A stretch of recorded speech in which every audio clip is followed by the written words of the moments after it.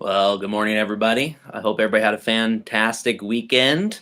I was really pleased with the weather staying nice and able to get outside and do some recreational activities. So that's always a nice thing to do before we know the cold weather's coming. So thanks for joining me today.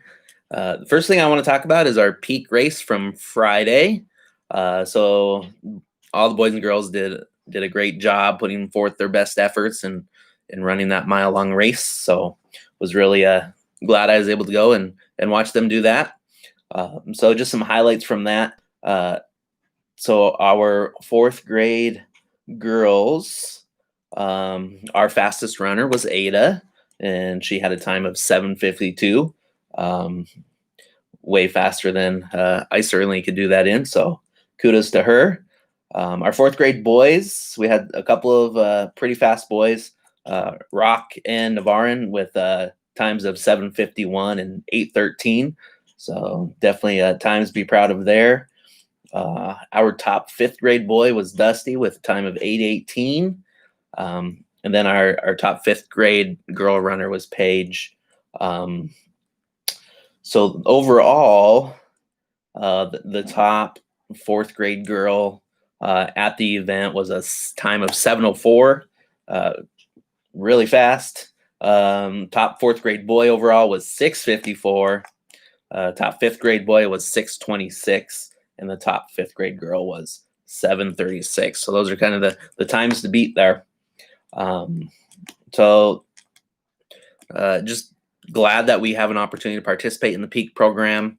I want to thank all the parents for getting their kids here twice a week early to join those practices, and then also getting them to the event on Friday. So thank you for that.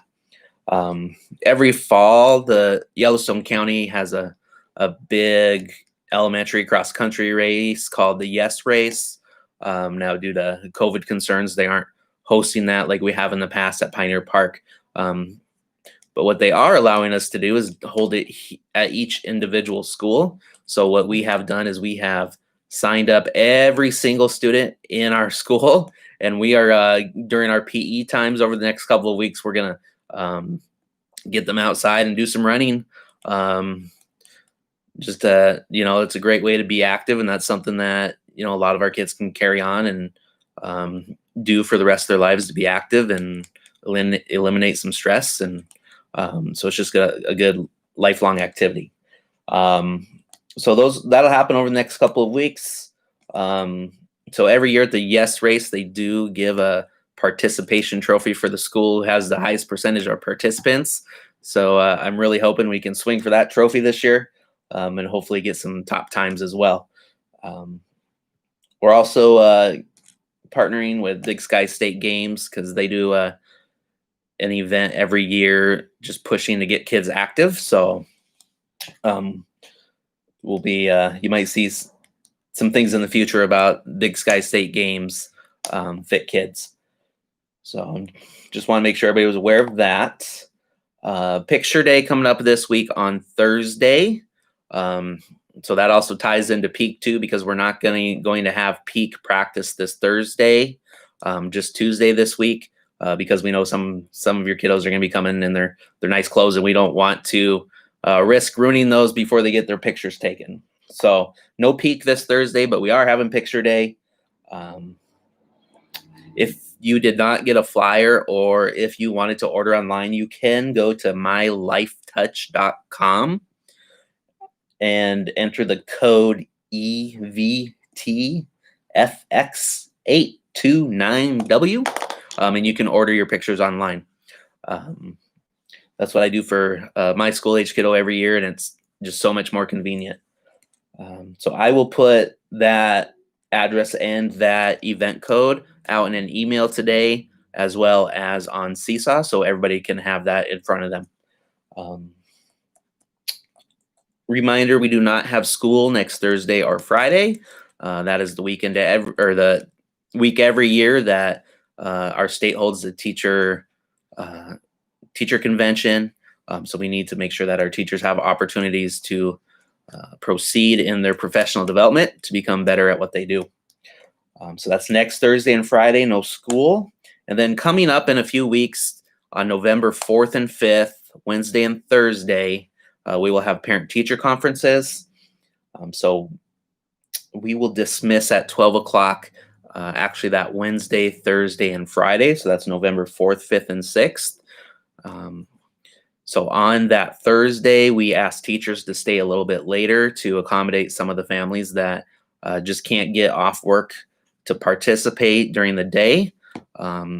So we give the teachers back that time on Friday by letting them go home after all the kids do. So that's why it's an early dismissal all 3 days, but conferences are just on the 2 days, Wednesday and Thursday. We are looking at doing those virtually to avoid any COVID risks there. So I will be sending out some more information on that in the next couple of weeks. So keep your eyes and ears open for that. Another thing that I wanted to talk about today that we've never, I guess, really talked about is PACS. So PACS is a program that we adopted last year, district-wide in our elementary schools. And so PACS stands for Peace, Productivity, Health, and Happiness. So those are really our goals to achieve with the PACS program. So far this year, what we have done with PACS is all of our classes, all of our teachers have kind of led a conversation with kids on a vision for the class. So what that entails is talking about what they want to hear and see more of and what they want to hear and see less of. So the kids brainstorm all their ideas, and then as a class, they come up with a class vision. So that was the first step. We also talk about being a PACS leader. So every student in our building is a PACS leader all of the time. That's something that never gets taken away from them. So we're really pushing those leadership attributes. And then this week, we will be focusing on what we call PACS Quiet.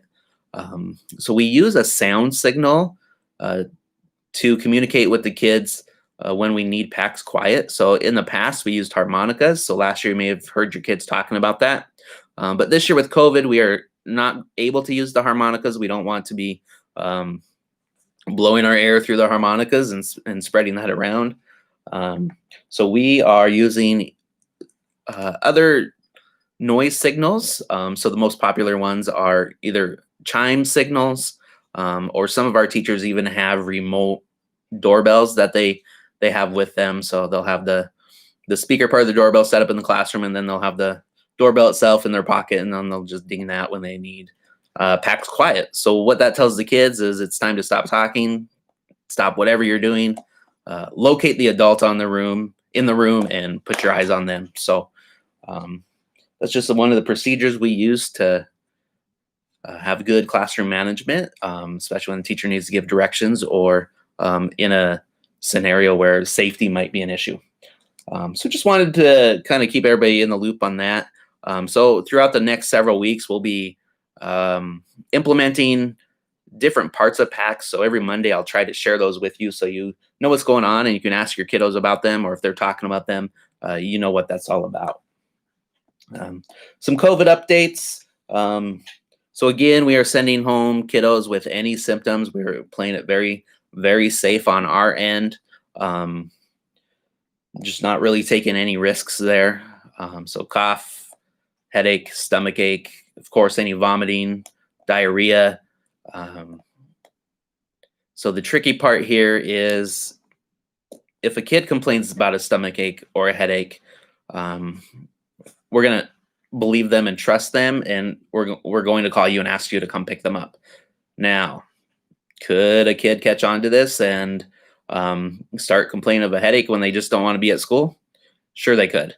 However, we're going to remain tight on our policy. So we're going to lean on the parents a little bit to have those conversations with their kids about knowing when those headaches and those stomach aches are really a sign of illness, and maybe not just because they want to get out of school or get out of some work, because that can be very inconvenient for the parents too, and we understand that. So just asking parents to have conversations with their kids about that.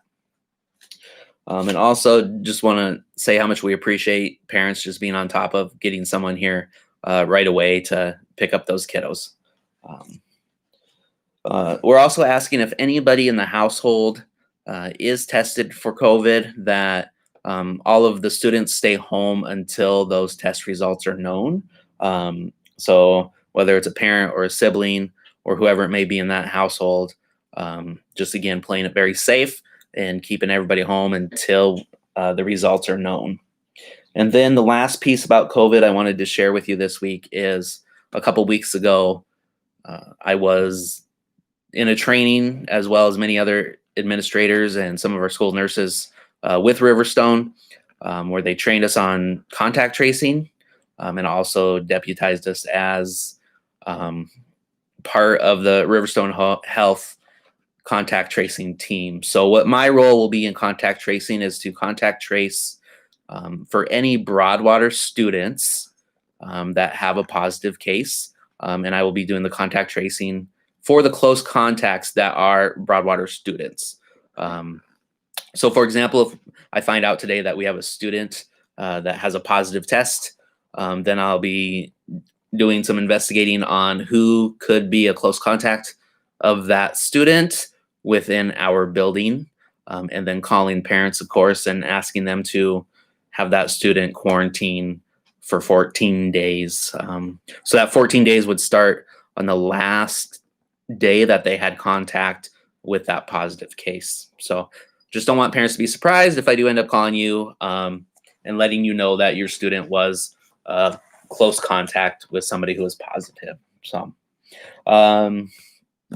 just want to talk a little bit about drop off and pickup. Just reminder, when you're dropping kiddos off, especially first, second, and third grade back by the parking lot there, please make that as quickly as possible so we're not holding up traffic, because what happens then is we hold up traffic on Wyoming Avenue out there, and that could become a traffic safety concern. So just please do that as quickly as you can do it safely.